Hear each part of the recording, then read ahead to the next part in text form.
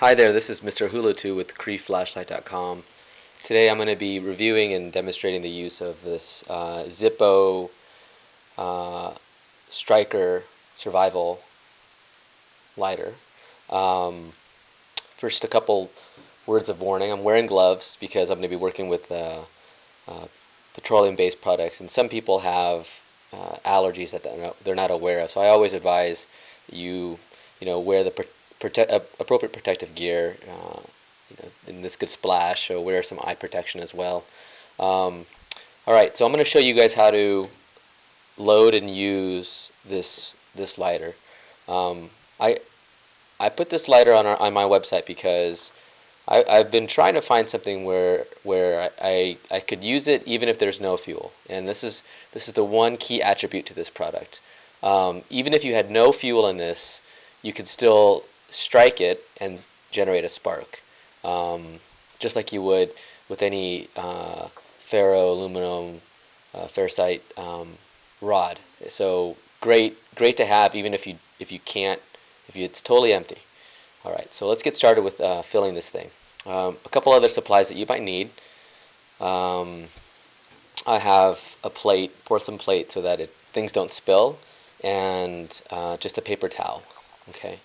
So first thing about this, heavy-duty keychain ring attached to the plastic body, and then there's this screw-off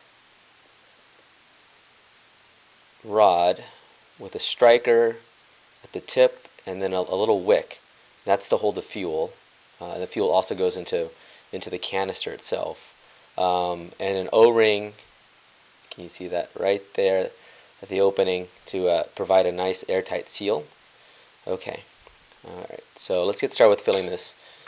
First off, this is just some Coleman camping fuel. You could probably use kerosene, probably even some gasoline. I haven't tried that yet. I would stay away from anything that's too volatile, just because if you leave it open, it's gonna evaporate before you know it. I would not use acetone. Alcohol, I don't know. I haven't tried that, and it may be too volatile. But I like this Coleman camping fuel, and kerosene would probably work just fine. So first things first, the hardest part about using this lighter is filling it. Honestly, so I found it most useful to transfer the fuel into something that can be controlled in terms of drip. Even a syringe would be a useful thing to use, but this is what I have on hand. It is just a generic plastic container. All right, so you notice things pretty small. It doesn't hold very much fuel. It holds about on the first fill about 50 drops. So what you do? Let me put this down. So just very patiently drizzle a drop at a time. And again, that's what I was saying. This is the hardest part about getting this filled. So you can see that I'm already causing it to leak. Okay, there we go. Just drip it one at a time. Drip to the top. And obviously this is not the best container because it's leaking too all over the place. But just drop one at a time, about 50 drops. And you'll see that it'll fill to the top with fuel. Okay. All right, I'm just about there. I'm going to just stop for demonstration purposes. So the next thing, for safety, take your paper towel and wipe this down as well as you can. So you're going to be doing this several times, just wiping it down to make sure that the fuel isn't collecting on the canister itself. Okay. All right. So what you do next is just go ahead and insert the striker. All right, and go ahead and close that off, and don't tighten it too much.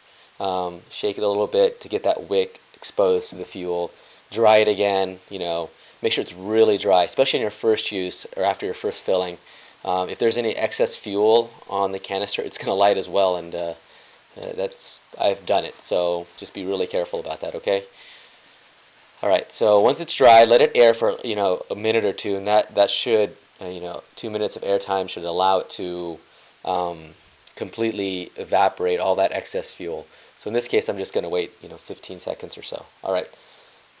So the use of it, once it's filled, plunge it a couple times to get fuel on the wick, and you'll see that the wick is moist.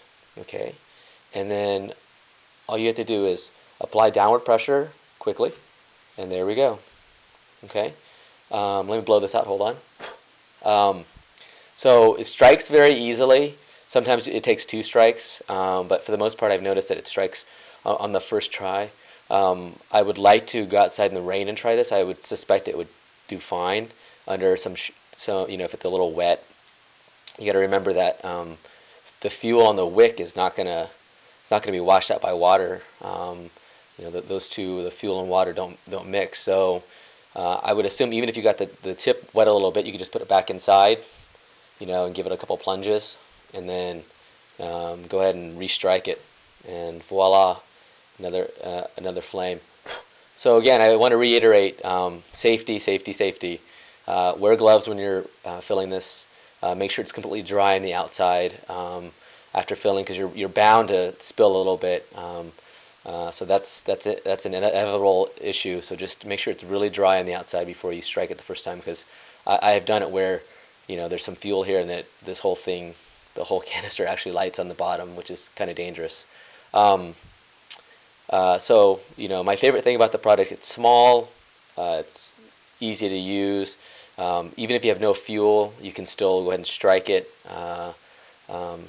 So if you guys have any questions or concerns, please email us at on our website, creeflashlight.com.